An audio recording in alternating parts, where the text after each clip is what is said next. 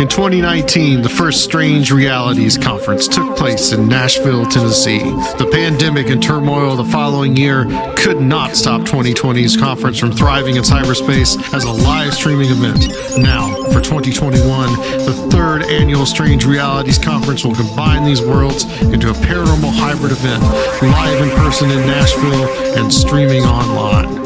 Join us in exploring just how truly strange our reality can be with an interdimensional lineup of speakers presenting unique and intellectual perspectives on magic, mysteries, and the paranormal.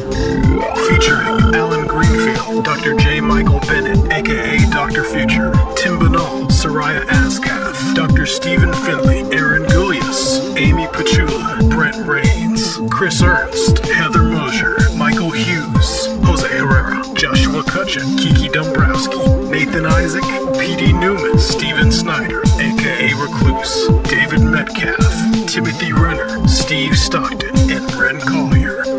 Tickets available at strangerealities.com. It's going to be amazing. All right, guys, welcome to Conspirinormal.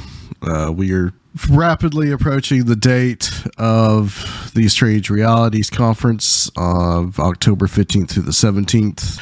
And we are trying to cover and get all the guests that we possibly can get on from for the Strange Realities Conference. Everybody that's going to be presenting, we eventually have everybody on. But we've got two more for you guys tonight. We've got Tim Binnall. Yo, what's going on, everybody? Well, not much. What's up, Tim? And Brent Raynes is here with us as well. Hey, everybody. And Chris Corey is sitting in with us again tonight. Serfiel is running a little bit late, but he should be here momentarily. And Tim, we talked about last week, private conversation about getting you on to talk about a trip that you took. Yeah. I went up to the Lake Champlain Valley, I think it's called, essentially the Adirondacks, which is sort of like a little sliver. There's a big lake for people who don't know. There's a giant lake called Lake Champlain. It's like constitutes the border between New York State and Vermont. And they have allegedly a lake monster there, like America's Loch Ness monster, essentially. So I was kind of sitting around like the end of July, and I heard about this event called Champ Day, because it's called Champ. The Lake Champlain monster is called Champ. Yeah. So I found out they have this like big festival. And so I was like, well, it's only like 4 hours away, which is just about my limit on a road trip. And I was like, well, I'm gonna go check it out. So I decided to drive up to Champ Day. This was like 2 weeks ago or so, first weekend in August. And it was a trip. It was cool. It was a lot of fun. I saw a lot of different things that became about much more than Champ Day, let me put it that way. So essentially, like the route up from Boston, it takes you, up through New Hampshire and then through all the way through Vermont. Then you cross over to the border of New York. And you kind of like skirt up the side of the New York border. And I was looking at the GPS and I'm like, oh, holy shit. I'm going to go through Whitehall, which is like the Bigfoot capital of New York. Right. Yeah. Yeah. And a few years ago, they named Bigfoot like their official animal. So I'm like, well, fuck it. I'm gonna pull off here and check out this Bigfoot town that I've written about for Coast to Coast. I actually written about this thing, essentially this like stoneworks place in town. Built this giant metal, commissioned like this giant metal Bigfoot, like an enormous metal Bigfoot. There's pictures of me with it on my Facebook page. And so I knew of that. So I'm like, let me just go and at least see the giant metal Bigfoot. And so I did, and I got kind of checked it out, walked around a little bit around Whitehall. I didn't really see enough of it to give it any sort of feedback, let's say.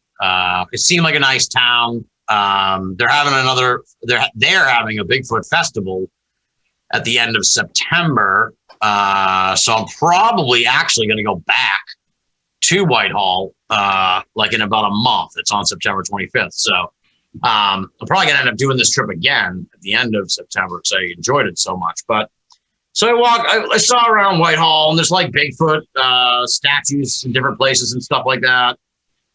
And like Bigfoot,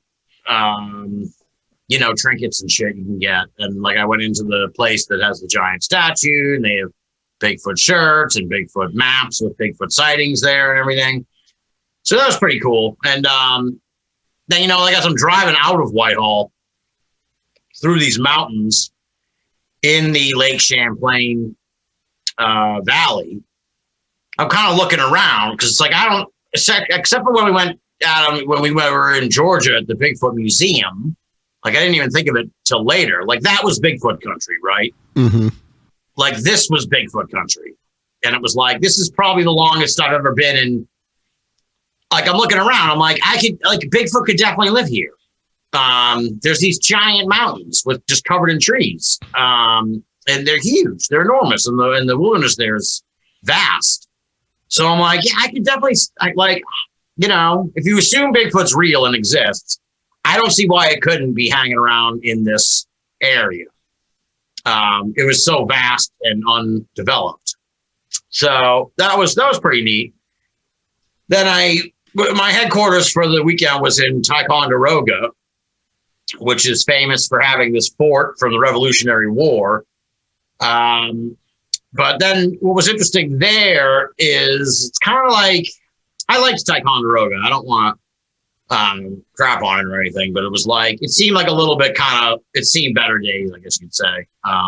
It seemed a little kind of down in the dumps. It was sort of kind of put two and two together by the time I left. And I talked to local people who echoed this, so I'm not like just sort of talking out of my ass, but it was the quintessential stereotypical town that like a Walmart moves in and wipes everything out. Right. Because they just have a giant Walmart and all the local stuff pretty much shut down.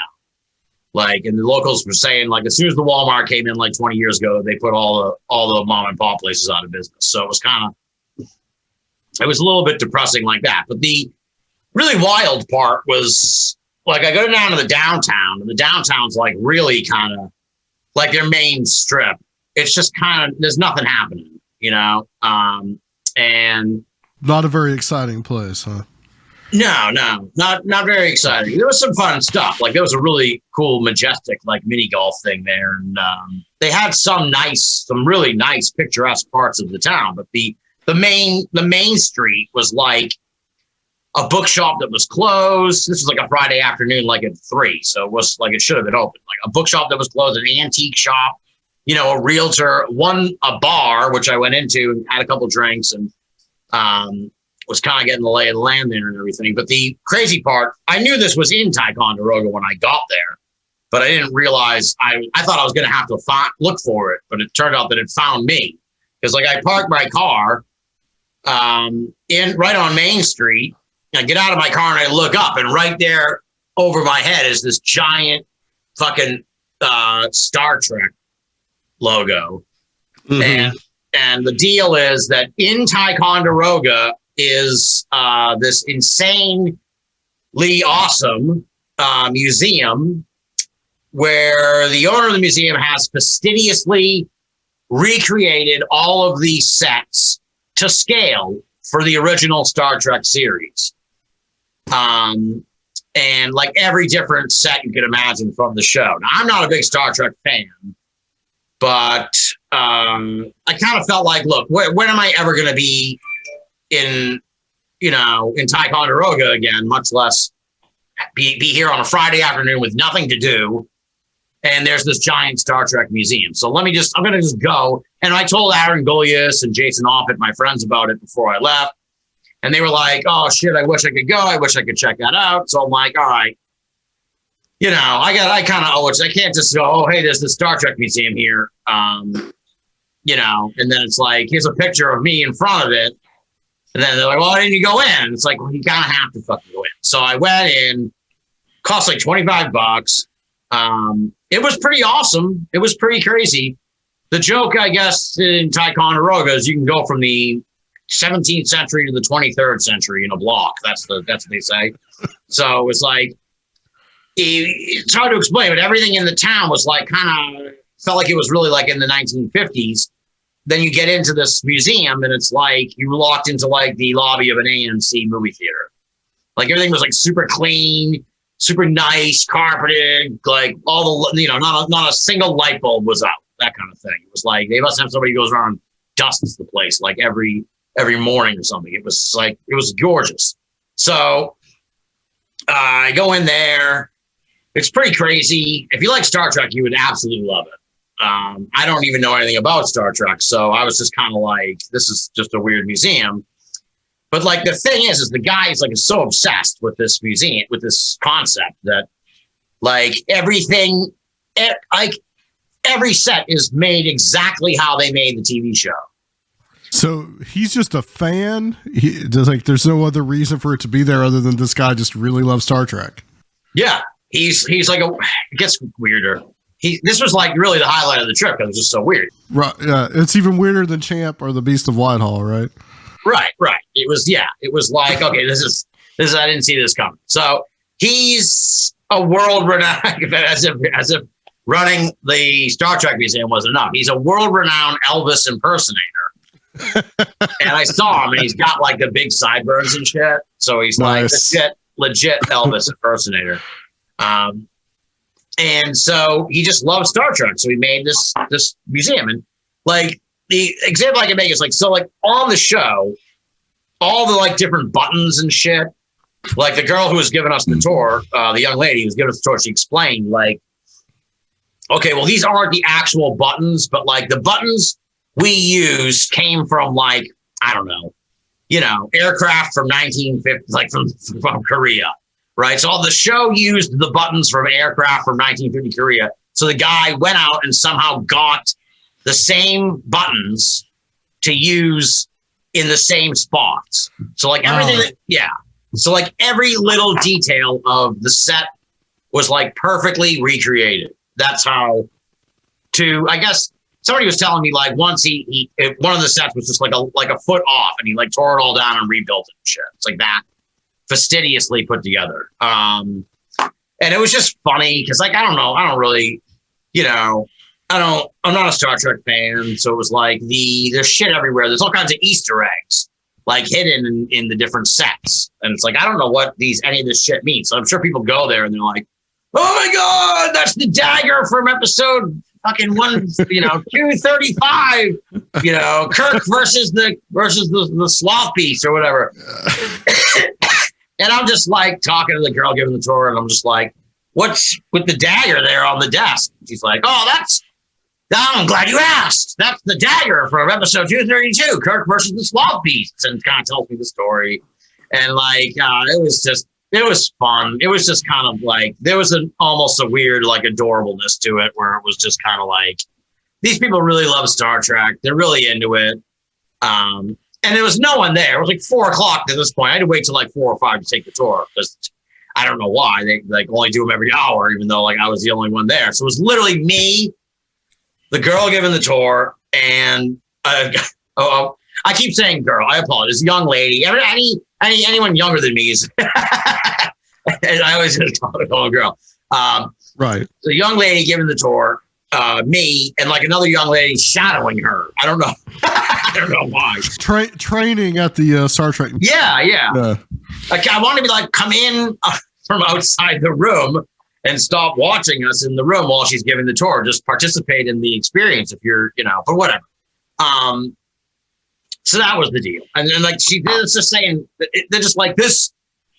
They have such reverence for this shit, and it was just so funny. But like I said, it was like adorable because like that thing. There's a picture of me on my Facebook of me on the Beam Me Up thing. I don't know what it's called. See, I'm like a blasphemer, but on the Beam Me Up thing, the Porta Deck or whatever.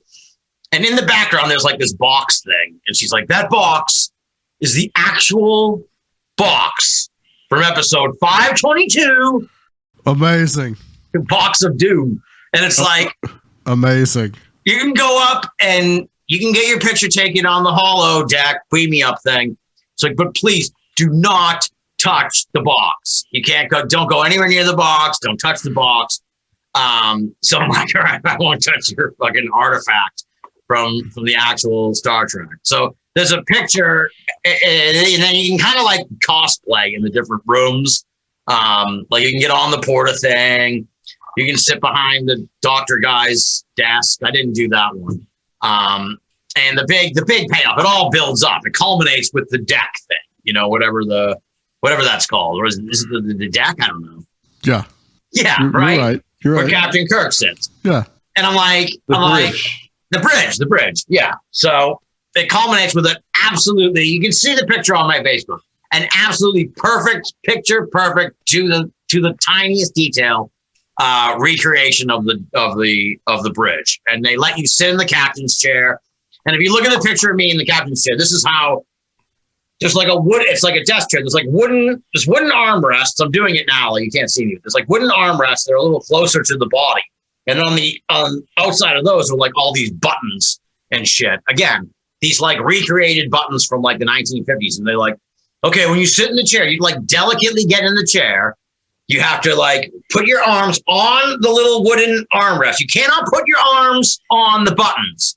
The buttons will break. She said they will disintegrate if you put any pressure on the buttons. So you get into the chair and then you get your picture taken and shit. And that's the whole tour. I don't know. The guys from Ticonderoga, he wanted it to be in Ticonderoga. I think he wants to give the town some extra reason for people to be there. It's a huge tourist, I don't know about huge, but it's a big tourist attraction.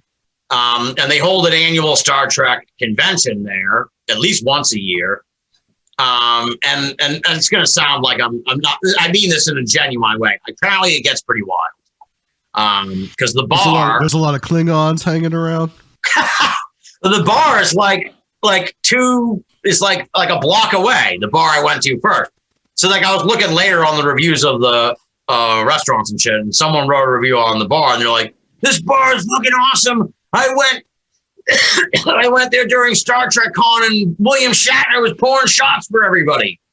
So I get the impression like after the con is over, like all the Star Trek people go and hang out at the bar and party and shit. So it was pretty cool. I actually, yeah, like I said, that was probably the most just completely unexpectedly weird part of the trip. So then the next day I went up to Fort Henry, which is like Whitehall. They're like they have adopted Champ, and so as you're coming into town, there's a giant sign that says Fort Henry, home of Champ, with a big like Loch Ness monster on it. It's got this giant like wooden thing that lists all like the most famous sightings of Champ, like that have ever been documented there. And so the Champ Day Festival was really like, it wasn't like a paranormal convention. It was like just a festival, if that makes sense. This was just like a U, you got to imagine like a U of like little different tents, of different things people were selling, arts and crafts, a lot of Champ merch. And then in one of the things was it was called the Crypto Cave. I want to get the names of these guys on here so I can say it. But yeah, there was a Crypto Cave, and in there was Paul Bartholomew, who's an absolutely wonderful guy. I love talking to him. I met him for the first time there. They were all really cool, but Paul Bartholomew was like this insanely friendly dude. And he loved the Star Trek Museum, so he had heard I went there because I posted pictures, and Lauren Coleman looped him in on it. He was talking to me all about it and shit. So he was there, Kenny W. Irish, Alexander Petakov, and Karak St. Laurent. So they had like a little booth, and they pretty much, just talked to locals about creatures and shit. So, yeah. Did you hear any good stories about Champ? Anybody tell you anything about Champ sightings? Not really. No, it was very it's hard to explain. There wasn't anybody there like those guys were there and they would tell you about Champ, but there was no like formal thing where anyone came around like, hey, everybody, welcome to Champ Day. We're here to celebrate Champ. Here's the story of Champ. It was just like everybody was in the know. Everybody knew, okay, we're here to celebrate the lake monster that lives in the giant lake. And so that was it. And then around the corner was another friend of mine. I'm terrible with names tonight. Katie Elizabeth. She's like the preeminent Champ researcher. So she, I don't want to get into all the details of why this is, but she was separate from Champ Day. And she had her own thing called Champ Fest that was like right around the corner. It was essentially just she had a little booth of her own, and she has a boat. She's wild. I gotta take my hat off to her. Like she's putting in the work. She has a boat that has like all kinds of shit, sonar and all that. A remote control underwater vehicle that she showed me that I have a picture of that like she can control with her phone. That they dump into Lake Champlain to like look for the monster. She goes out like 2 or 3 times a week looking for the lake monster. She's got like sonar pictures and stuff that she thinks might be the lake monster and stuff like that. So that was pretty informative. It was pretty cool. You know. Were there any lake monster skeptics there? No, I didn't see any skeptics. No. Yeah. No. Everybody was like, yeah, it's Champ Day. I mean, I'm sure like the guys in the crypto cave, I think they probably got inundated with stories from people. I didn't have any stories. And Paul Bartholomew, he lives in Whitehall, the Bigfoot capital. So he was like, oh, you went through Whitehall. I'm like, yeah. And then he would start telling me all kinds of crazy stories about Bigfoot sightings and shit in Whitehall and like UFO sightings nearby. He was like a wealth of information and shit. So total sweetheart, Paul Bartholomew. And just was like, yeah, so just tell me crazy UFO stories and stuff. I can't remember them off the top of my head. I was just kind of sitting there like, whoa, shit, really? What? You know, like that kind of like, I think he said like a Bigfoot that ran across the highway like in 3 steps. Like, holy shit, you know, like similar stories to what we heard in Georgia. Yeah, exactly. Yeah. So that was about it. Yeah. And I came back and I don't think I did anything really paranormal after that. No. Just came up back to Vermont and came home. So it was an interesting experience. I got the impression that these towns kind of like,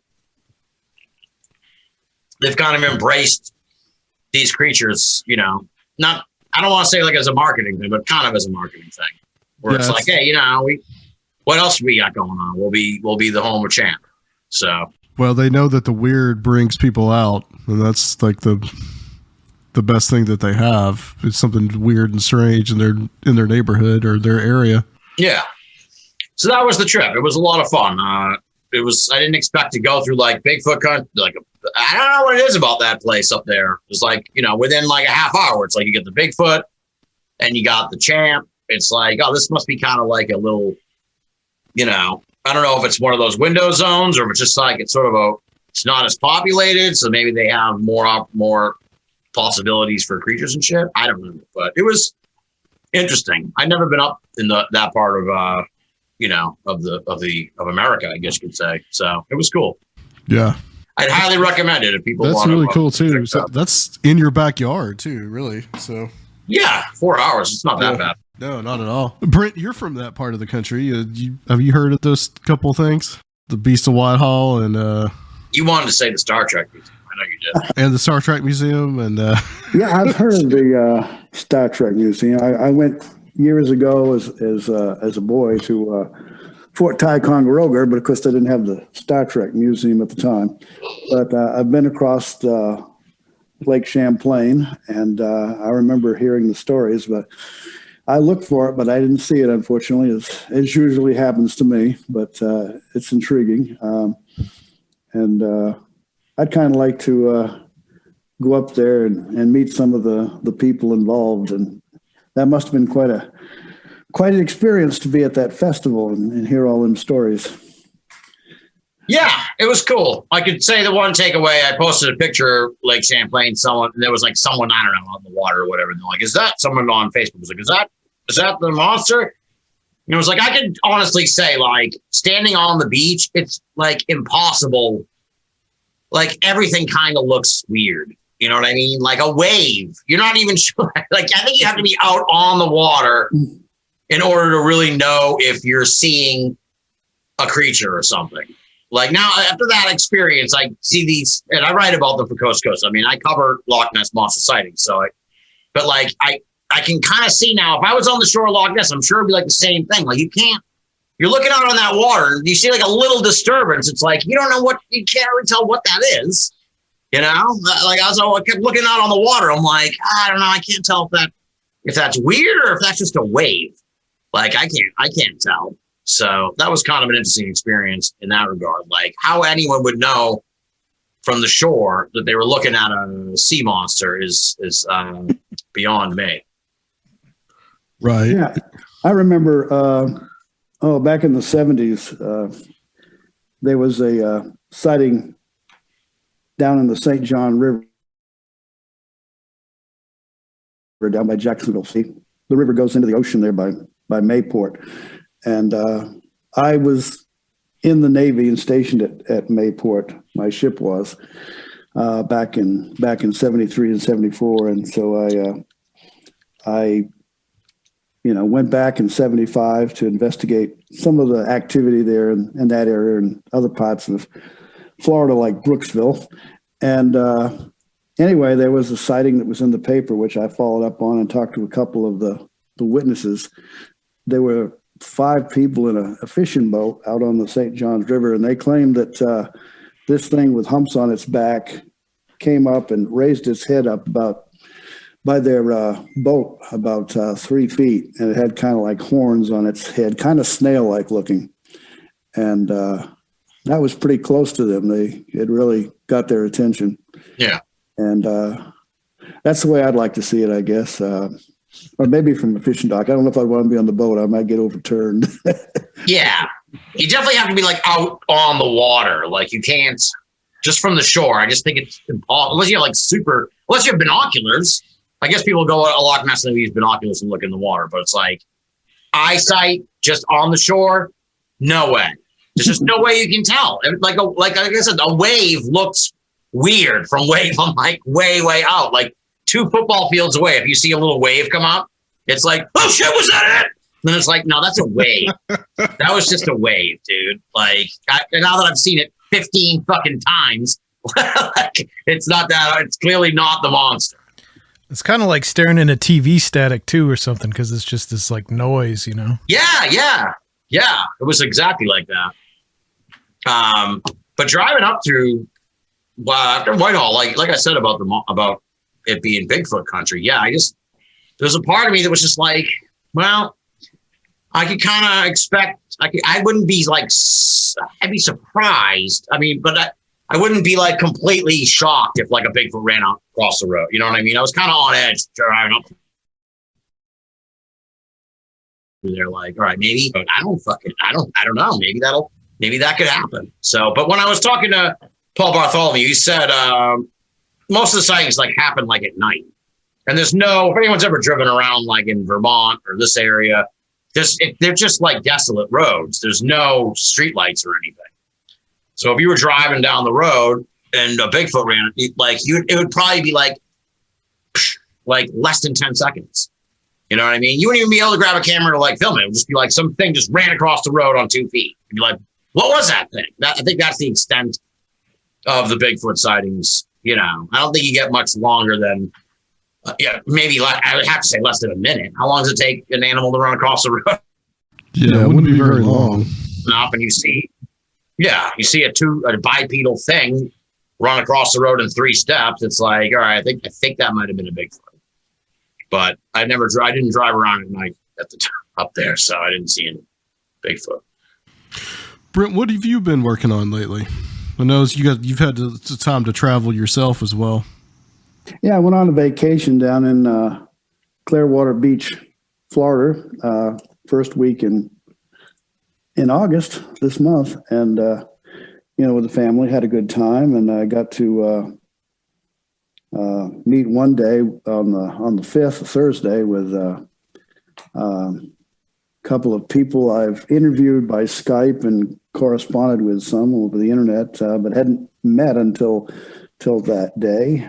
And one was Bob Davis, who's the sensory neuroscientist, worked with the Dr. Edgar Mitchell Foundation for, research into ET type encounters. And then I also got to meet Nancy Dutoutry, who is a former litigation attorney from New York and just recently moved to Florida from New Jersey. She wrote a book called How to Talk to an Alien, and she's had a number, as well as Bob, of UFO and paranormal type experiences, and worked on a lot of different cases and working out the theories and everything. So it was pretty interesting to be able to sit down and have about 4 hours to chat with them.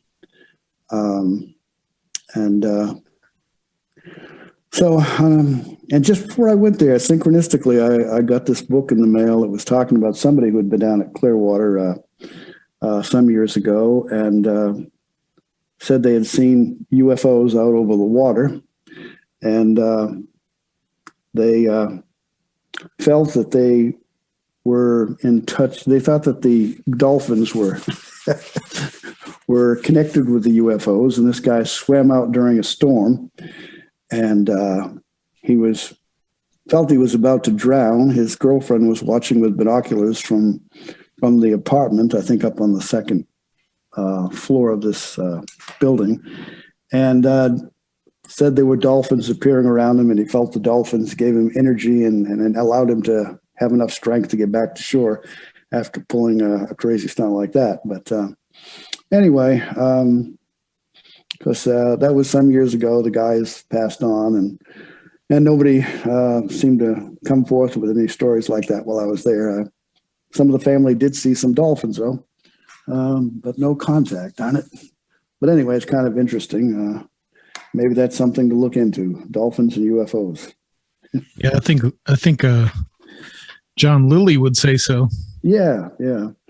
That book that I got mentioned John Lilly on a number of times. But there's a lot of, high strange crossover aspects to close encounters and people who claim to have had contact. So that's been something I've been quite interested in and following up on. And so it's good to get with Nancy and Bob to talk with them about some of this. And it's a lot of these encounters seem to incorporate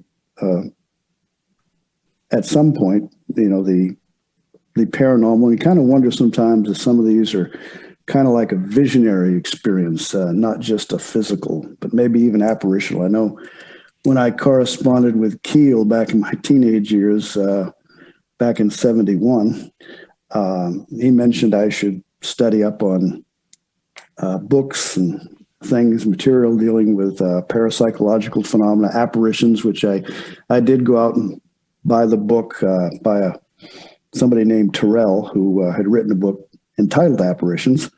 And then, of course, he suggested studying some of the medical literature on religious apparition phenomena. He said he felt it was really caused by a lot of the same factors, and but it was just kind of a different frame of reference involved in a lot of these things. But we need to take a much deeper look at these different phenomena and how they may be interrelated. And he had even worked with several psychiatrists, and back in 1973, I actually began corresponding with one of his psychiatrists that he would consult with, Dr. Berthold Schwartz.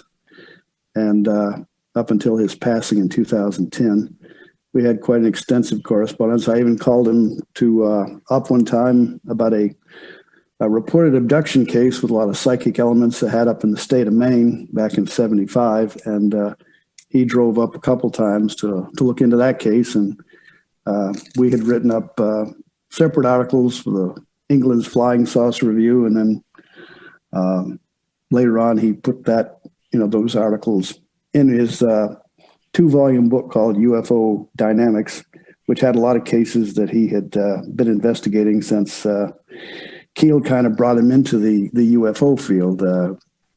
What had happened was that in 1968, Dr. Schwartz, who was a psychiatrist, he had been studying parapsychology a number of years, but in 1968, he decided, after interviewing 4 different people with UFO claims, these sounded like pretty, interesting cases. One even had a poltergeist claim, was one of the people.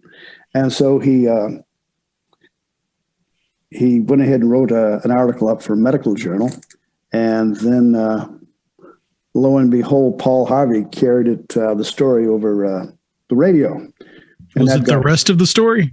Yeah, that was, well, the rest of the story was when Keel contacted him and says, hey, we need help of somebody like you in the UFO field. We got plenty of psychic cases too. And Dr. Schwartz originally was planning that to be his swan song, but after hearing from Keel, he decided to hang in there with it, and also traveled, himself around different parts of the United States interviewing people, and took it quite seriously as well, and was especially interested in the UFO psychic interface. So, and that's where a lot of my interest has been, as from reading my John Keel book and such, and our correspondence. Oh yeah, definitely. I had some things from the latest alternate perceptions that I found fascinating. Some things that you wrote, if you wanted to talk a little bit about some of them. Sure. Some stuff that you were looking into, the Joe Simonton case. I know that's one that we've talked about a lot. That's the famous pancakes case. But what kind of spurred you to write about that? And then was there any new information that you kind of gleaned from that, or? Well, it was the fact that a gentleman from up in that area who's been in the UFO field since 1965, and I remember him submitting articles to Fake Magazine, Richard Hayden. He had sent me some clippings and stuff, and copies of correspondence, and so I told him that I would. I'd never written anything in the magazine about the Joe Simonton case, and so I thought it would be interesting to put that, do an update. There was the fact that there had been reported that he and a neighbor later, a few months later, after his initial experience of encountering, the landed craft outside his home, and was given pancakes by one of the occupants of the craft. Yeah. That he had a second sighting, and that a neighbor also supposedly also saw this UFO. And there was also the claim that he claimed that he had actually been having continuing mental contact or something, but didn't really elaborate a whole lot. I'm going to have to backtrack. He had a wife, and yeah, you talked about there was always that perception that he kind of lived alone, but that's not necessarily true. No, he had a wife, but somewhere I got the name that her name was Mary Adamski, which I thought was pretty wild. I put that in there, and now Richard has written me back, says, well, no, I don't remember that. You didn't get that from me. So I was researching other sources besides his online, and so I may have to backtrack on the Mary Adamski thing. But anyway, it's quite an interesting story. It's been a UFO classic for a long time. Of course, Dr. Hynek went up to Wisconsin and met him, and he had interviewed some of the other people. People generally felt that he wasn't really someone who was interested in the subject or talked about it prior to this experience. And he initially thought that it was he was hearing some kind of an aircraft, and so he didn't pay any attention. And then he was eating at the time, and he went to the sink and he put the dishes in the sink, looked out the window, and saw this thing was landing or landed in his driveway, and went out and then saw the craft up close, communicated by gestures with one of the occupants who he wanted some water, so he filled up a jug for the guy and gave him a jug of water, and in return, the guy gave him 4 pancakes. But anyway. Yeah, everything always gets overshadowed by the pancakes in that story. Yes. Yes. Did Simonton ever make any appearances at conventions, saucer conventions, contactee events, anything like that? That's a good question. I don't think he was really that interested. Do some talks locally, and but yeah, I think he just pretty much went on with his life. He didn't.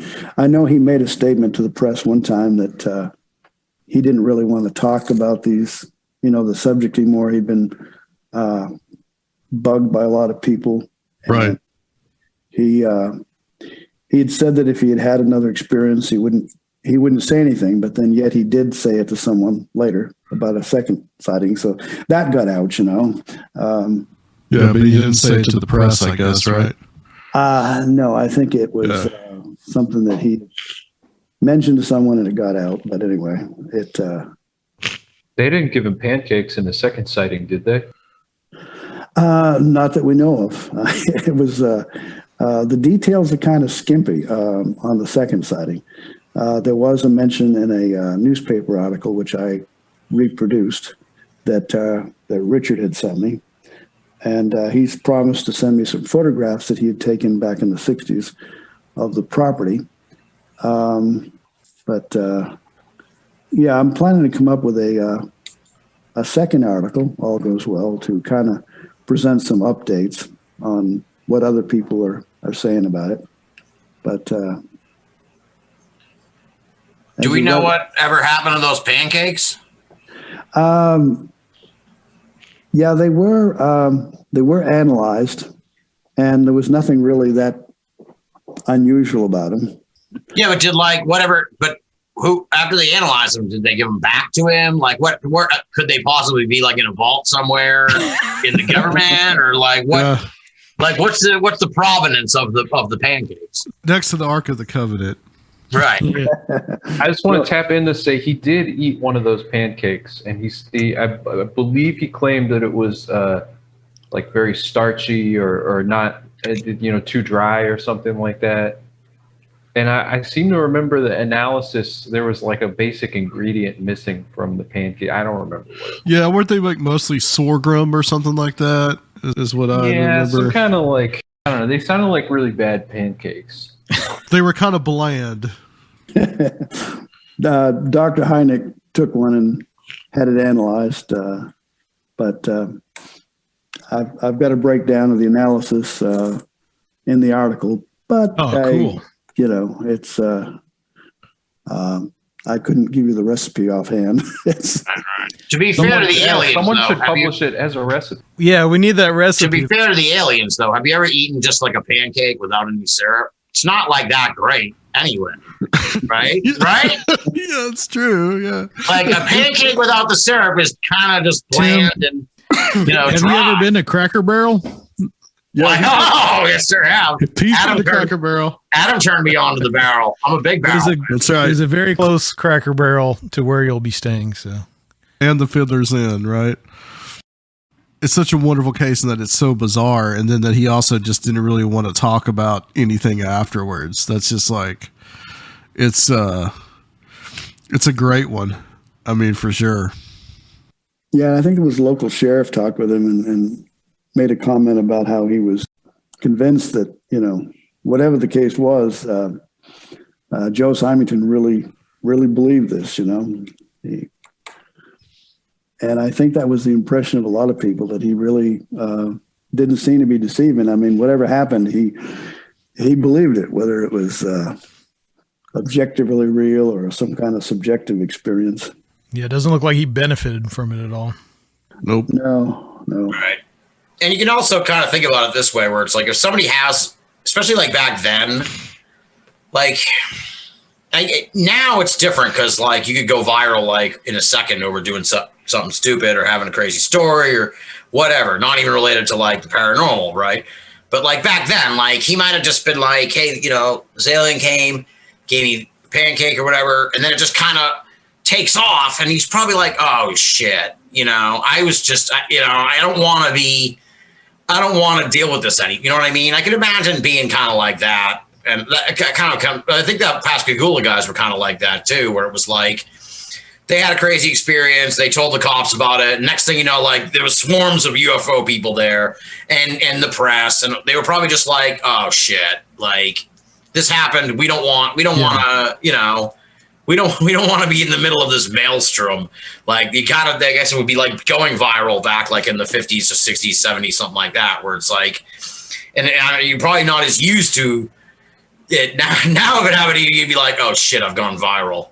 Like, and you would kind of have an idea how to cope with that. But I think maybe back then it would be like, it would freak you out as much as the experience. You'd be like, I was just telling you what happened, dude. I don't want to talk about it anymore. I don't want to go over it every day. I can't leave my house, like, because reporters out there all day. So like disrupt your whole life. Yeah, exactly. Yeah, and especially back then, I'm sure people got a lot of crap about it too from people who make fun of you and stuff. And if they weren't UFO people, I'm sure they hated UFO people probably. Yeah. So I mean, most of these iconic cases, I can see why people like, within the first like few weeks or whatever, probably like, I'm done, dude. I'm done. Don't ask me about what happened to me.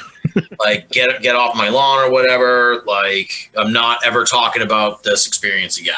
So, yeah. They went to the police and they told the police about it. And, they had stated, I understand they didn't want any publicity, but then when they went to work the next day at their workplace, there were a bunch of reporters. It was too late. They were surrounded by reporters. And of course, now I was in Florida at the time in the Navy, and I had some time. I grabbed a plane, went over there about 10 days after their experience. And you talking about Pascagoula? Pascagoula, yeah. And I went to Charles Hickson's home. First I went to some gas station, a store, and there was people would just kind of chuckle and then finally I went into a little grocery store, and there was a girl at the cash register, and I asked her, how to find any of these people. And she just happened to be a neighbor of Charles Hickson. So got directions. This guy from New Orleans, he was a ufologist, so he drove me over there. And there was a statement on the door, we don't want to talk to any of the media and such. And I turned around, went back to the car, and I said, well, this isn't good, but oh well. So I went back and knocked on the door. And this little boy came to the door first, and I told him who I was, and I wasn't a reporter. I was someone interested in the subject, and he turned around and talked to somebody. It turned out it was Charles Hickson, and he opened the door, and there he was, and I came in, and he told me a little bit, gave me a newspaper article that was written about the incident by a local paper, which he and Calvin Parker got to tell their own story in their own words. And he said, this is an accurate account, so here's a copy of it. And while I was there talking with him, Calvin had showed up, and he drew me a map of how to get to the place where they'd been fishing. So that was where we headed next. And then a year later, lo and behold, I meet Charles Hickson again in Jacksonville Beach, close to the place where I was, my ship was home ported. And he was going to give a talk at the library there. There was a little notice posted, so I attended that little meeting, got to see him again. And of course, he's passed away now, but he claimed to have had further encounters. And Calvin Parker now claims, he's come forward and claimed that he had, other experience too. That seems to be a motif with a lot of these experiencers. Like you have that one profound experience, and then they have multiple experiences throughout really their whole lives. You find that again and again and again. Yeah, and there was a time in ufology where if you were a repeater, it was the kiss of death. They thought you were a hoaxer. or they thought you were someone who was prone to misidentifying ordinary stuff, Venus or, regular aircraft, because the thought was that having a UFO encounter was strictly a once-in-a-lifetime event. How come these people are having repeated encounters? And of course, with Bud Hopkins and Whitley Strieber and others, the mainstream ufology eventually started taking those stories into consideration. Of course, Keel tried to present that stuff back in '67, and of course, his particular perspective wasn't one that the mainstream liked because of its emphasis on just the nuts and bolts encounters. And Bud Hopkins was his data was more acceptable. So about 20 years later, he got their attention, and all these support groups were formed and such, and a lot of abduction researchers rose to the occasion. I'm really curious, guys, because Peter Robbins, he's been defending Travis Walton lately, and I'd asked Peter whether he wanted to talk about it. He said he doesn't really want to talk about it. He said what he wanted to say about it, but the Travis Walton stuff that's come out lately, what do you guys' thoughts, feelings about that? And that just it seems to be like a rehash of some of the old criticisms, of course. I mean, what the hell? Like, everybody already knows where they stand on Travis Walton. Like, why even put the time and energy into taking down this old man who's had a weird enough life as it is? I mean, I think we know why, but it's so stupid to me, and it's so stupid that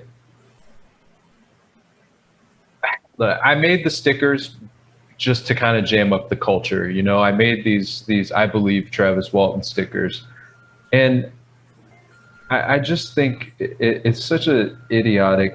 And, this is me talking, not Conspirinormal. I'm sure these guys have a much more refined. The views expressed on. Yeah, the views expressed here are solely mine. And I just, why go after this guy? What are you doing? Like, of all the things going on right now, it seems obnoxious to me. I'd say that to anybody's face. Whether or not what happened to Travis is objectively the way he described it, there's no point in doing this now. It makes everybody look bad. That's my piece on it. You want to go, Brent? Looked like you were going to say something, or I can go. Well, I've met him one time. I don't really have. It was an interesting story. I'm going to kind of, I guess, be on the fence about it. I mean, I don't think that there's really, as already expressed, anything really new. It's like a rehash of some of the things previously. And I mean, at this point, there are thousands of people with stories of contact or abductions out there. And he's just one that's become very well known. And, if you got something that you want to present about it, but I don't think, if you have something new, which I don't, like I say, I never was actually personally involved. I had a friend who did an interview with him a few years back. It either is or it isn't, let's just move on unless someone comes up with something that is conclusive at this point. I pretty much, let the guy do his thing. Yeah, I'm kind of the same mindset as Brent. I never read the book. I never saw the movie. I don't have any emotional attachment. I met Travis once. He seemed like a perfectly decent person. But I didn't hang out with him or anything. So I have no emotional attachment to him or his story. So I'm kind of okay, well, this is one theory for what happened. You know, this skeptical take. And I don't like Brent was kind of saying, it's like, it's just a story. It really doesn't have any, it really doesn't change my life one way or the other, whether he's telling the truth or whether it was all a big hoax.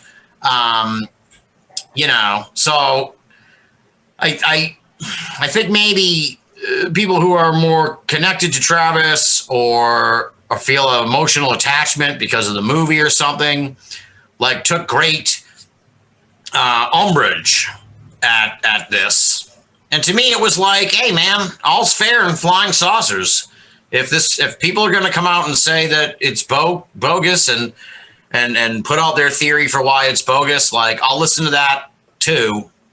But like Brent was saying too, I've had conversations with people about this situation lately, and it's like, look, at the end of the day, unless Travis himself came out and said that it was all BS, there's no other way, or some other person who has some kind of tangible evidence that they can show, you know, what that could possibly be. I have no idea. You know, a contemporaneous notebook of plans on how to fake this. Like, and even then it would be like, oh, you made it last week. How can we even believe you, right?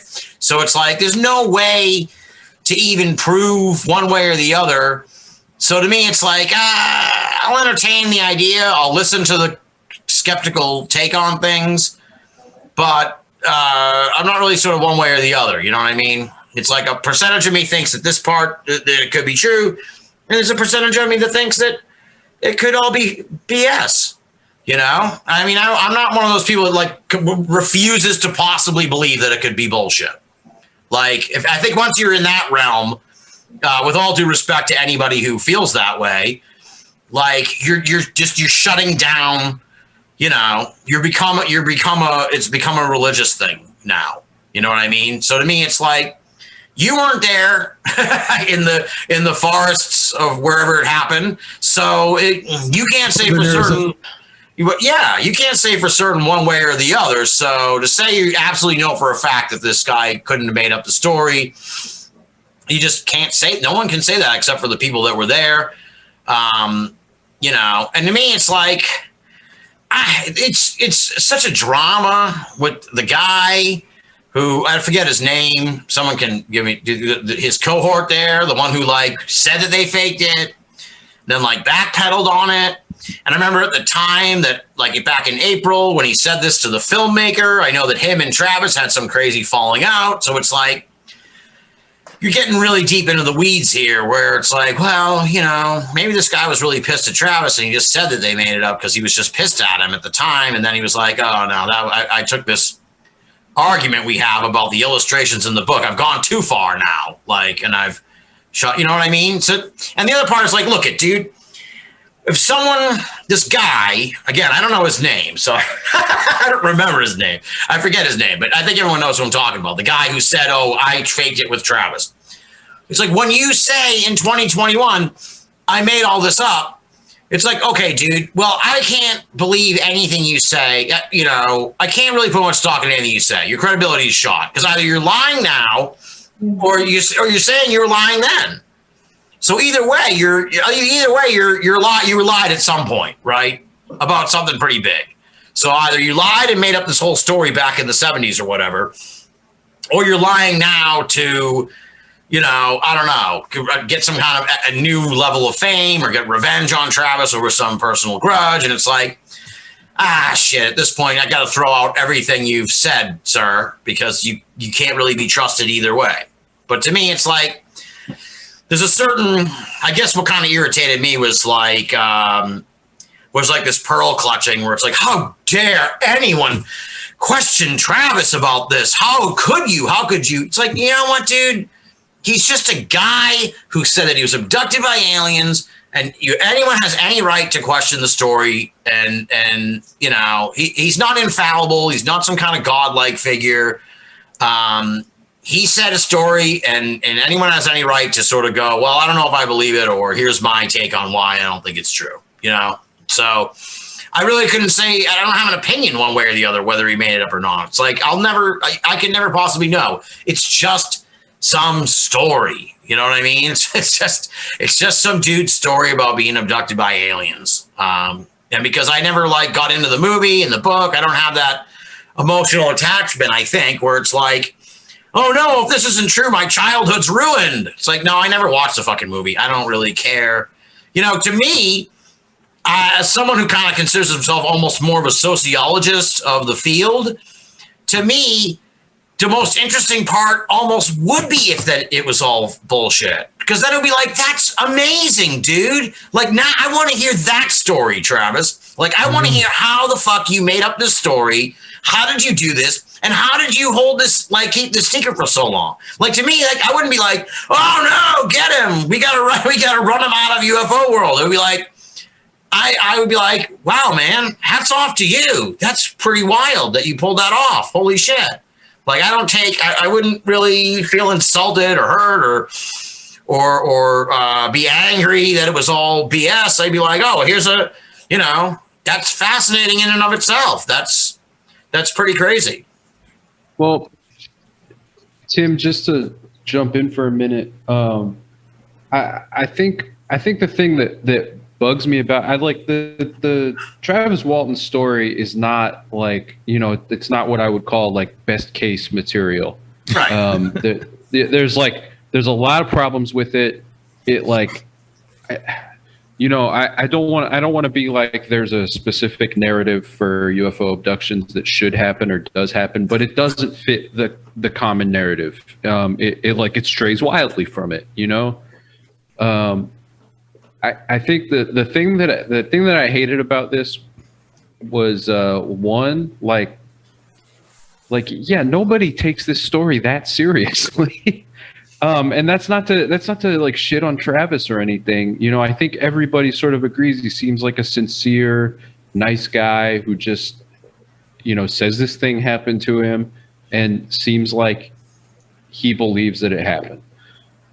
But the gotcha nature of the people who sort of engineered this thing is like unsettling and unsavory to me, as well as just like the pointlessness. Like, nobody in UFO land is hinging anything on the Travis Walton story at this point. So why take up the space to do this unless you're just trying to put yourself over to, somebody else, either the skeptic crowd or just to make a power move in the UFO crowd, and it's just, I don't know. It's just somebody trying to get over to me. It all started on Twitter. It all started with this guy on Twitter posting about this. Every day I thank God I don't look at Twitter, Yeah, same here. Well, thank God you don't. Yeah, exactly. It's pretty awful, honestly. It's gotten as bad as Facebook. Yeah. Well, from what I understand, worse. There's an allegedly anonymous person allegedly in Australia. She says she's like just a housewife who became interested and obsessed with this case, and that's her claim. The biggest critique I've heard, in a sense, about a lot of this is like that it's an anonymous writer who's going after the Travis Walton case, and it's like, look, put your name on it. I had a friend talk about it before. Said I talked about some people. It's like I had a friend who was like vehemently, like angry almost that it was an anonymous person, and I hadn't really given it much thought. And I'm like, yeah, if they want to be anonymous, they want to be anonymous. But I kind of have come around a little bit to their thinking in a sense where it's like, well, shit, I wouldn't want some anonymous person coming after me. Like, at least if you're going to come after somebody, put your name on it, That's absurd. It's absurd. I mean, one, you're like, it's a character assassination, but like, you can't even say who you are. And I don't know. It just, right. That aspect of it's problematic. And I mean, I think we probably agree more than maybe it sounded when I was talking just now, Chris, because to me, it's like, yeah, when all this came about, kind of like what you were saying. It's like, no one was crying out for a revisiting of the Travis Walton story. Like, it's pretty much, you know, it's pretty much just an old case that doesn't really, just a freaky weird case from like the 70s and shit. It has no bearing on, has no bearing on anything happening now at all, or it was an isolated incident. You know what I mean? It wasn't like I can't think of too many paranormal cases that sort of like, you know, it's not like the Patterson Gimlin film, right? That might be one that you could kind of use as an. It's like if someone came out, okay, that was like a pivotal moment in the history, you know, something like that, sure, or Roswell or whatever. But it's like, again, it was just some dude. He said got abducted. He came back. It's like, you know, nothing really. I think it is pretty pivotal for the like alien abduction narrative, though. It's one of the highest profile cases that everyone knows. They made the movie out of it, so it's kind of like a, you know, it's a high profile target that's going to make a skeptic really, really excited that they're, you know, taking down one of the what they think is like the pillars of. Yeah, I suppose. I see where you're coming from. Well, it's in this weird in between state between the contactees and what they said they saw, and then the Greys, right? So it's in this weird in between state where he says, "Okay, I saw the little guys, but then I also saw the humans in the space suits and all this type of shit." Well, and he talks about flying the ship, right? Like, I mean, that's just the whole thing is really unusual. Like, as far, I mean, being gone for 5 days is not typical.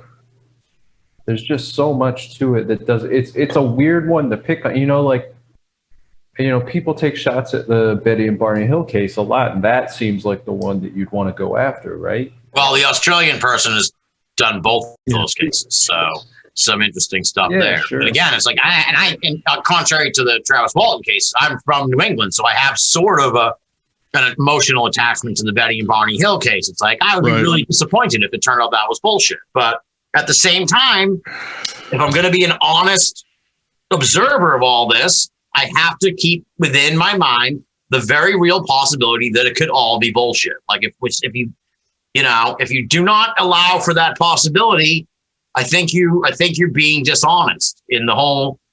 So even if you just say just 1%, even if you say, oh, just what, I think just maybe there's a 1% chance it's bullshit.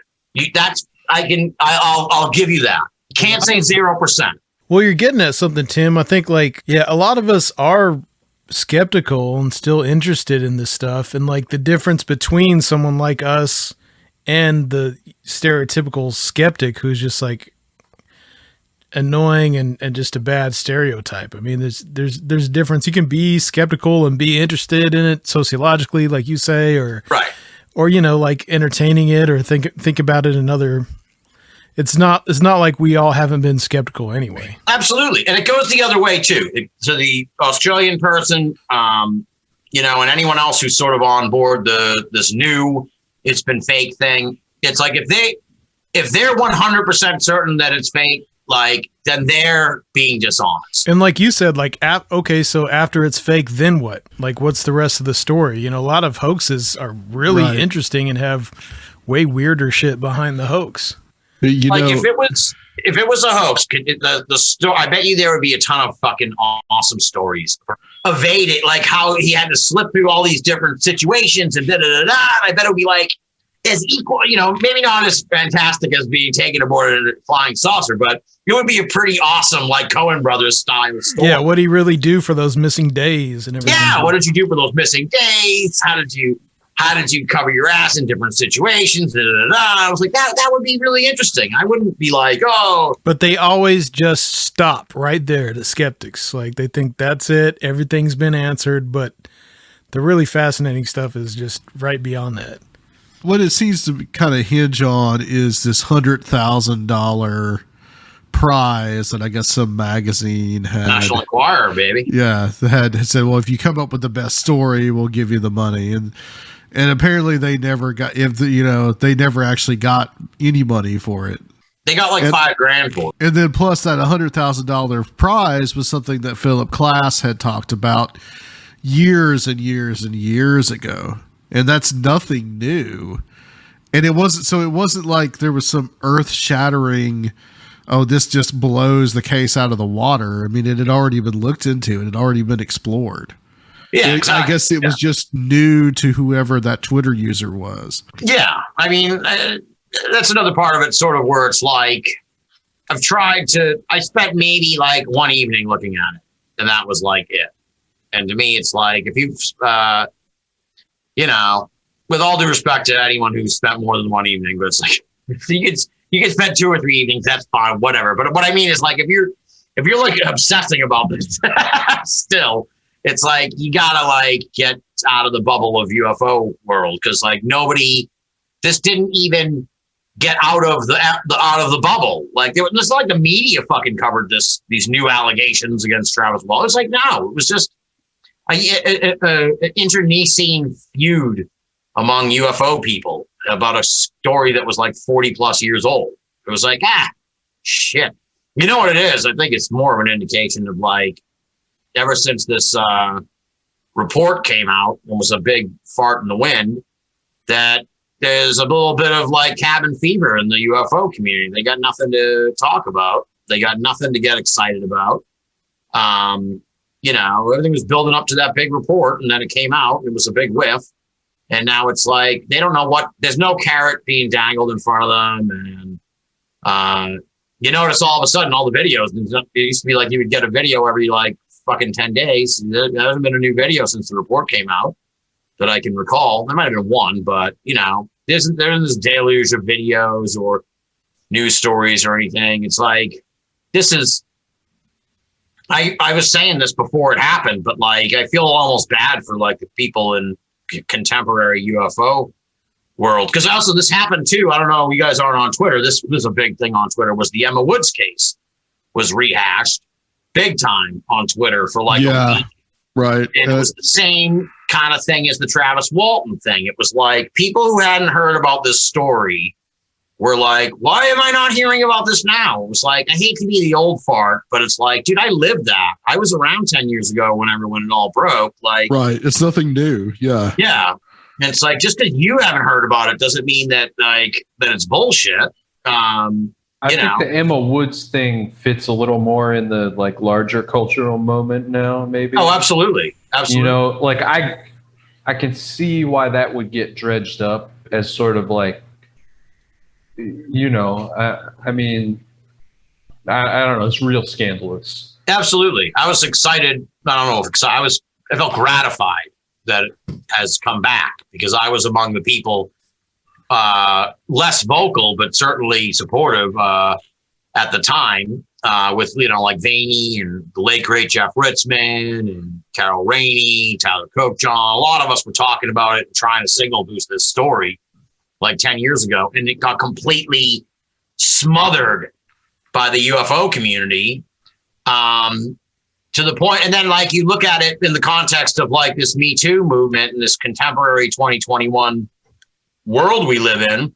And that's why it was like gratifying. It was like, well, finally, so people are listening to this woman's story after all these years. That's a great development. So I was happy that people gave her story. We're hearing her story finally for like the first time, because it got completely smothered by the good old boys in UFO world. But the Emma Woods thing, Travis Walton thing, I think it's an overall sort of more emblematic of the fact that there's nothing happening in UFO world, and the fad is. We'll see. I don't want to wave the flag yet, but I'm starting to feel like maybe the fad is over.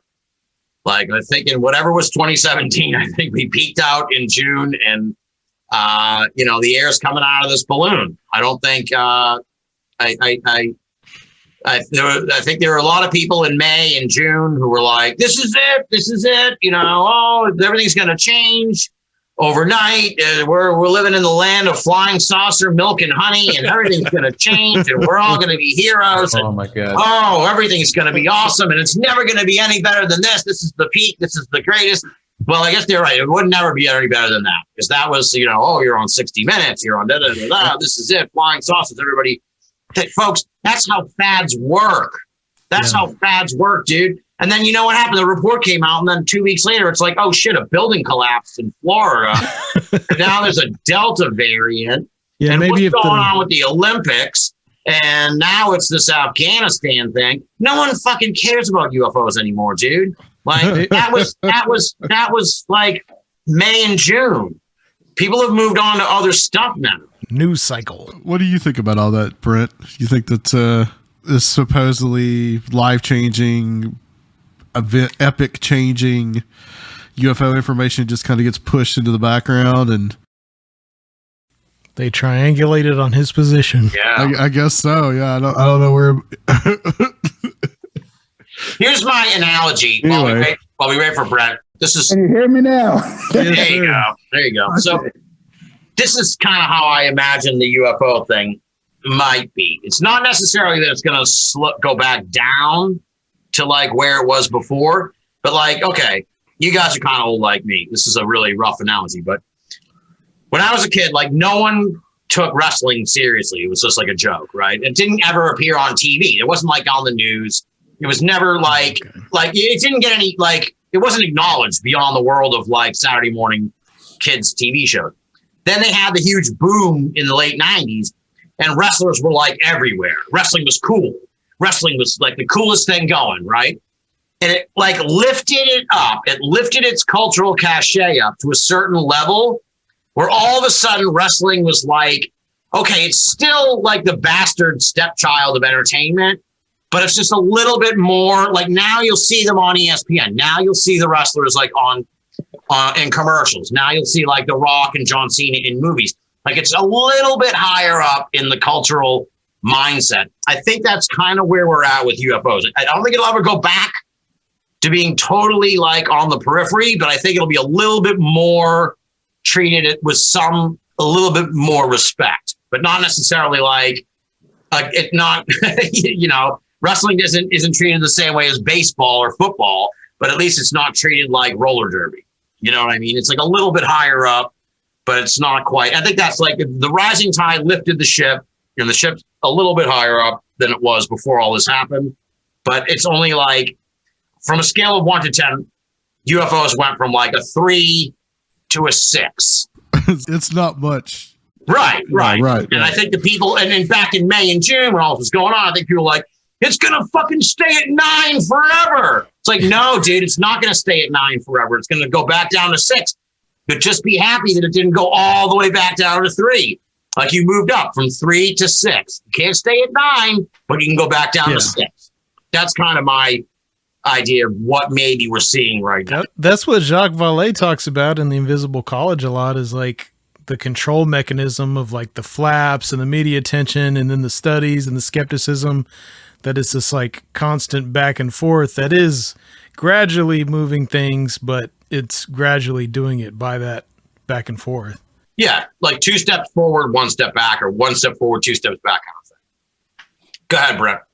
All right. Well, you know, like I said, I've been 54 and a half years in the field, and I really don't get too excited anymore by these cycles and developments. And I've been hearing for years, it's going to break. It's going to break. You just wait. By August or, you know, November, you're going to see a big change. And this goes on year after year after year.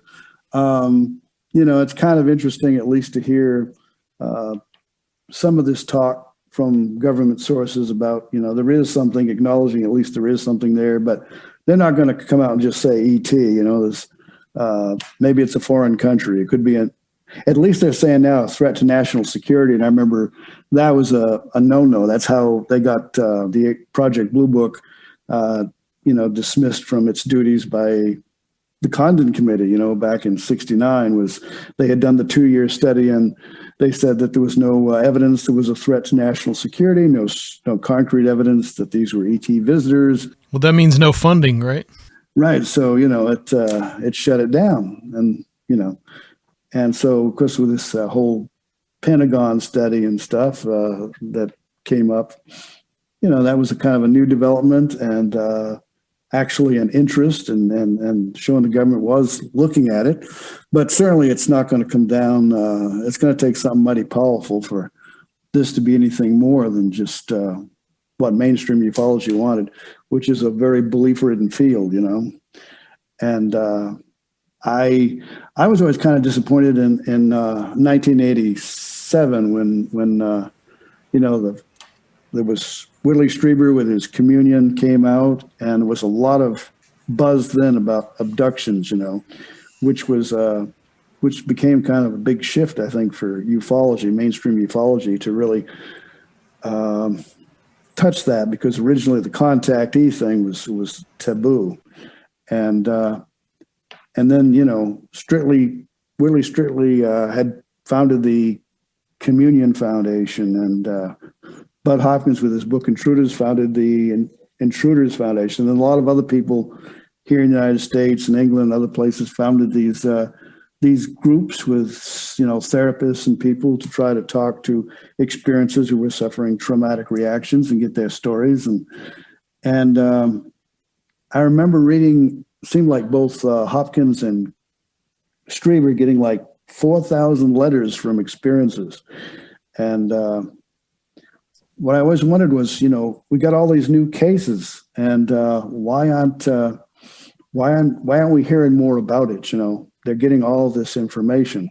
They're being flooded. The floodgates have been opened, and this seems like for investigative body, for the science. This is they need to survey the data, find all the commonalities, and instead we kept hearing more about things like you know, Roswell, New Mexico, and what it could have meant, a crash saucer, or you know, a lot of the already known cases that have been talked about over and over and over. And then, so a few years ago, when I got to volunteer with the Dr. Edgar Mitchell Foundation for research into extraterrestrial and extraordinary encounters or experiences, I liked that idea, because I thought that was something that needed to be done to, you know, do at least a statistical workup on experiences, and they did over 3,000 and came out with a book in 2018 with a lot of statistical breakdown on what people were claiming and such. You know, and it was just done.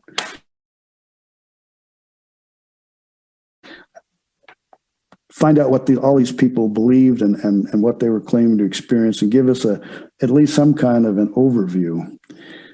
And, you know, to do it as a social scientist or an anthropologist would, or even the folklorists and mythologists. I mean, at least they ask all the questions. In mainstream ufology, it pretty much is like they're looking for confirmation bias. They're only trying to confirm, a lot of times, their own beliefs, what they want to hear. And if you are being interviewed by someone, say from MUFON or in the past NICAP, and you had went outside the box and talked about something besides a physical description of a craft, maybe you know, talked about seeing an alien, maybe there was a message or not, or maybe you were abducted, or and then of course the repeater element, you had more than one experience. And lo and behold, then if you talked about a cryptid or a poltergeist manifestation in your home afterwards, or developing psychic abilities, that was just dismissed. And of course, if the shoe is on the other foot, if you're a cryptozoologist or you're a parapsychologist, or, you know, and you strayed outside of your particular area of expertise, the field of cryptozoology, or, you know, and you've started telling about seeing a flying saucer land and maybe a Bigfoot come out of it, which there are cases, you know, of that sort of thing, then they wouldn't want to handle your report. If you just described the Bigfoot, it would have been okay. Yeah, the Stan Gordon type stuff that he talked about. Yeah. And then, of course, your own Tim Renner and Joshua Cutchin with their, you know, their 2 volumes of Where the Footprints End, and all those other weird, mixed, high strange, you know, cases with a historical background. Just like, you know, Jacques Valley's Passport to Magonia in 1969, that was something that the mainstream didn't want. And then the following year, of course, with Keel and his Operation Trojan Horse, and from there. So, yeah, it's, and on the Betty and Bonnie Hill thing, I, by the way, I knew Betty Hill. I lived originally up in Hullable, Maine, and she was just about 100 miles down Interstate 95 down in Portsmouth, New Hampshire. I got to spend quite a bit of time with her, and I've since become acquainted with her niece, Kathy Martin. And of course, she's today a hypnotherapist and a UFO researcher. And one of her areas of specialties is, of course, abduction cases. And I found the whole crossover psychic thing, repeater thing in that case. It's one of those resurfacing things. I spent some time in Betty's old hometown and in Kingston, New Hampshire, and got to meet Kathleen's Martin's mother there in Kingston, who felt her house was haunted. And then later talking with Kathleen, she felt it was related to the UFOs, because just when that haunting started, she said she and her mother had an experience with a craft that landed across the road, and they both felt they had been abducted. And then all this doors opening and closing by themselves. And Kathleen told a story about her 5-year-old son, then 5-year-old, was in one of the bedrooms at night. She heard a ruckus, and she went in, and there was a floating orb in the room. And she quickly grabbed the child up and took the child to her room the rest of the night. And then there was another incident where I think a bunch of coat hangers flew out of a closet. Her husband at the time. So, but Betty herself did become on the other hand, a repeater. I know that I went out sky watching with her, and there were things, they were conventional explanations. We spent about 3 or 4 days together, and we went sky watching, and we both kept a separate journal. And then at the end of that time, we swapped and read what each of us was describing. And one was where we had come upon a tower with a light on it. And Betty had said, "Oh, this has never been here before." And I was, I said, "Well, yeah, it's here now." And so we got in the car and we left, and I had a compass on the seat between us. And anyway, in her report, she wrote how which was the light on the tower. And then there was how we were riding along, and the needle of the compass was just moving all around. And then it stopped. Well, I knew the explanation for that. It was bouncing around because we were on a gravel road, and then we came out to a smooth tarred highway, and it stopped. But there are other, the other things. I think the original encounter and some of the other people who were involved, I think that it was something that really kind of affected her, Betty. But she was one of the nicest people you could ever meet, and I enjoyed my interactions and stuff. And but she was one of the the classic repeaters that ufology always warned people about. That Sure. And reporters had also described going out to her so-called landing area near Kingston and observing what they knew were conventional aircraft, which she was trying to make out to be UFOs. So, but then again, I think sometimes they were, but it's hard to tell. One of the first times I visited her, there was a local investigator who worked with Ray Fowler, and she left the room, and he goes, "Hey, psst, Brent, watch out now. Some of her stories she tells, she's prone to seeing conventional aircraft and thinking they're UFOs. But he said she has a sighting now that I'm getting details because some other people have also seen the same thing. So, just a word of caution. So, Yeah, there's so much to the Betty and Barney Hill case. There's a lot. You could make the whole mind control aspect of it too. I mean, there's that. I think as well. that stuff's pretty compelling. Yeah, it is pretty compelling. Tim, real quick, what's up with this Nashville being invaded by a fleet of UFOs? What? Oh, Yeah. I don't know. Some guy took that video. I mean, I guess it was near the airport. It actually made me think of you guys because it was Nashville. Man, we could have drove right over there. It was Friday night, I think, Saturday morning at 2 a.m. He said. So I don't know. You can see the video on the Coast to Coast website. It's kind of like we were talking about with the Travis Walton thing. It's kind of like, all right, here's the guy's video. Right. Make of it what you will. Well, they might be starting to arrive, for the Strange Realities Conference. Yeah. Entirely possible. Yeah. But it was near the airport, he said, and someone said that there's like big lights there and the bats are attracted to the lights, so they think it might have been bat. I mean, I don't know. That's what someone from the area suggested. So it's hard to say, It's hard. The bats have been pretty crazy. Yeah. So that was what one person suggested. I don't know. I don't know. It's your classic UFO video. Make of it what you will, pretty much kind of thing. If we could establish contact at the Strange Realities Conference, that would be pretty When awesome. we do. Yeah. We can do it. So We you have a guys, star seed in our midst here. You can put out the signal with your brain powers, right? that's true. Yeah. Surfield's the SR seed. Yeah.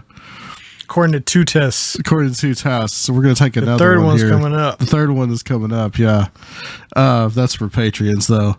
So, you guys are both going to be here, Brent and Tim. You guys are going to be both with us here in Nashville, October 15th to 17th. What are you guys going to be talking about? We'll start with you, Brent. all right. Well, I'll be talking about UFOs and the high strangeness aspects and all that weird crossover stuff, and about how actually prevalent it is, but it often gets dismissed by the mainstream.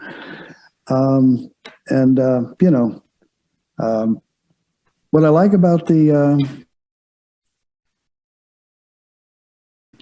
conference, you guys were all over the place, different things being talked about and discussed, but everybody, there was a real friendship and an acceptance. There wasn't anyone yelling at someone for disagreeing with them or whatever. And I like how it operated. But that's what I'll be talking about. How I got into it with the field in the way I did, thanks to suggestions from John Keel, and I followed him and Jacques Vallée and such, taking the road less traveled. Absolutely. Awesome. We look forward to it. And Mr. Binnall? I will be talking about. Oh my God, it's Kiki. What's up? I had the Zoom turned off, or had the thing minimized. I'll be talking about when. It's hard to explain, but it's like sort of like what happens when a mystery gets solved, and how communities react to that kind of thing. It's a bit of a shallow pool of stuff. There's not that many mysteries that have been solved, so. But there's a couple like the Forest Fen treasure and the Golden State Killer. Those are 2 pretty big mysteries that have been solved that had a big online sort of community, and sort of a look at how people react and maybe I'm kind of just still kicking around a lot in my head, and maybe I'll take that and sort of extrapolate it into like, okay, what would happen? What might happen if, like, say Adam Sane shot a Bigfoot? Like, what would be, like, what would happen? What would happen? What could we expect, in that situation based on what we've seen in the past? And, like, spoiler alert, you wouldn't want to be the guy, Adam, who shot the Bigfoot, because, like, they'll dig into, like, every aspect of your life, where they'll be like, They'll be like, well, you know, he got arrested for tax evasion back in 1983, so guy's probably full of shit, that kind of thing. Not that you did, but you know what I'm saying. It's like, if you ever have any dirty laundry, don't shoot a Bigfoot, because immediately it'll be like, that guy was arrested for stealing from recycling centers back in 95, so who knows what it's like. Oh shit, that's getting dredged up again. So you don't want to be the man that killed Hitler and then the Bigfoot? That's a whole different story, but yeah. So that's kind of it. I'm kicking that around. I got to really put like a lot of work into it. I'm a little intimidated by the idea in a sense, because it's like this nuanced thing. But I have enjoyed sort of tracking the responses to these things. So I think that'll be kind of fun to present to people. And I'll probably have a lot of like screen captures from like, you know, when these things happened and stuff. Because the initial like 12 to 24 hours is like exhilarating. It's people really like lose their mind and shit, and then they go crazy because there's all the information like shuts down. You don't get any, and then the news cycle takes over and gets really slow. So Kiki Dombrowski is joining us. She's gonna do the Patreon part with us tonight. But Kiki, you're going to be speaking at Strange Realities as well. So what are you going to be talking about? Hi. I wanted to say hi first. Hi, everybody. What am I talking about? Tarot. I'm going to talk about tarot. I think that I want to talk about gateways in tarot. And there's this belief that there are like these gateway cards and sort of like access points to esoteric knowledge, and maybe talk a little bit about spirit of place within tarot. And my focus is really on the Rider-Waite-Smith deck, but I've been looking at a few other modern decks as well. And Michael Hughes is trying to get me to look at the Marseille tarot, which I don't know. I'm a little nervous about that one, but yeah, I'm really excited about being in Nashville with y'all. I'm really looking forward to hanging out in person. And Chris Corey, hopefully you're going to make it down here. I'm still planning on it, everybody. Are you going to have a little table, maybe display some of your collectibles? See what kind of goodies I come up with, but I should have something fun. You can get some glass display cases. I'll bring something down for sure, maybe a couple things. But looking forward to seeing the talks and seeing the sites. Absolutely. Awesome. It's going to be great to have everyone together. All right. Tim Binnall, please give everybody where they can find you and any episodes of Binnall of America coming up.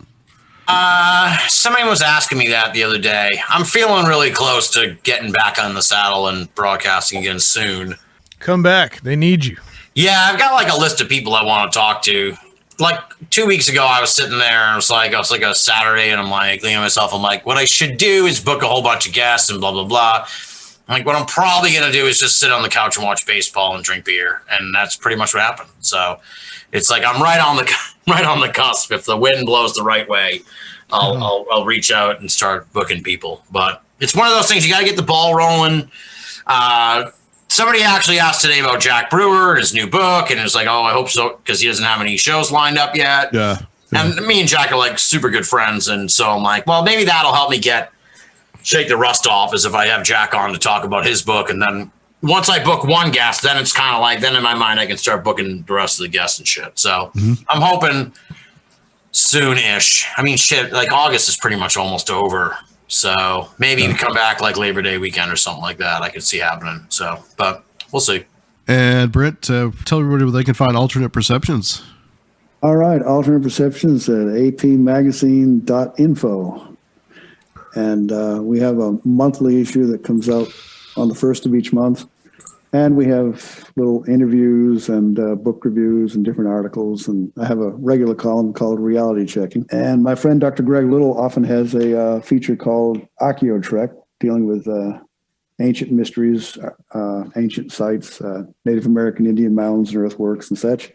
He, in fact, wrote an encyclopedia on such things all across the United States, and with pictures, illustrations, and descriptions where to go and what to see. And it's quite comprehensive. It's already in its second edition.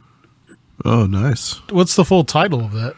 An encyclopedia of Indian mounds and ancient earthworks, I think is, Or maybe it's ancient Indian mountains and earthworks.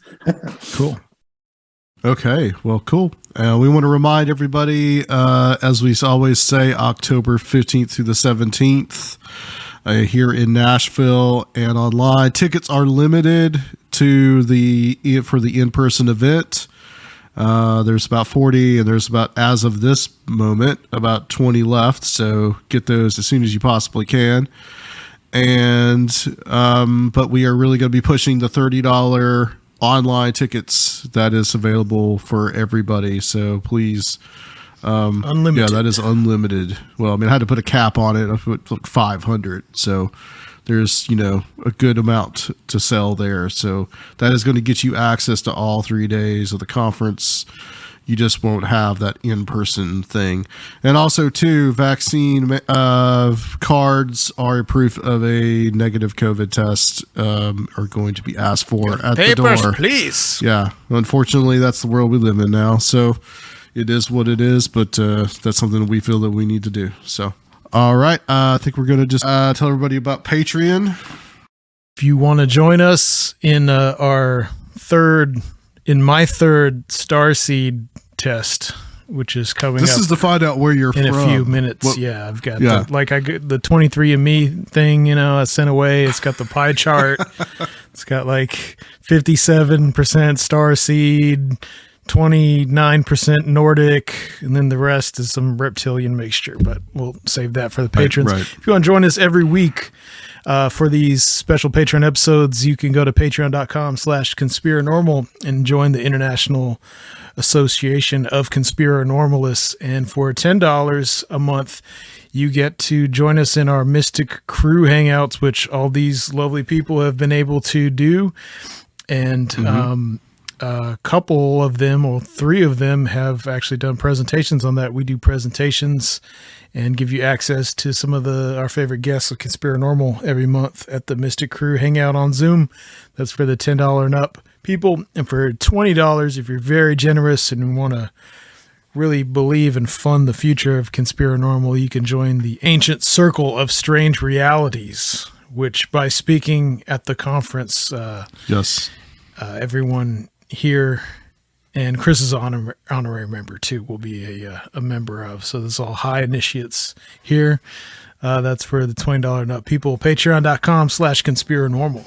All right, guys. Thank you so very much. And we will talk to you next week on Conspirinormal.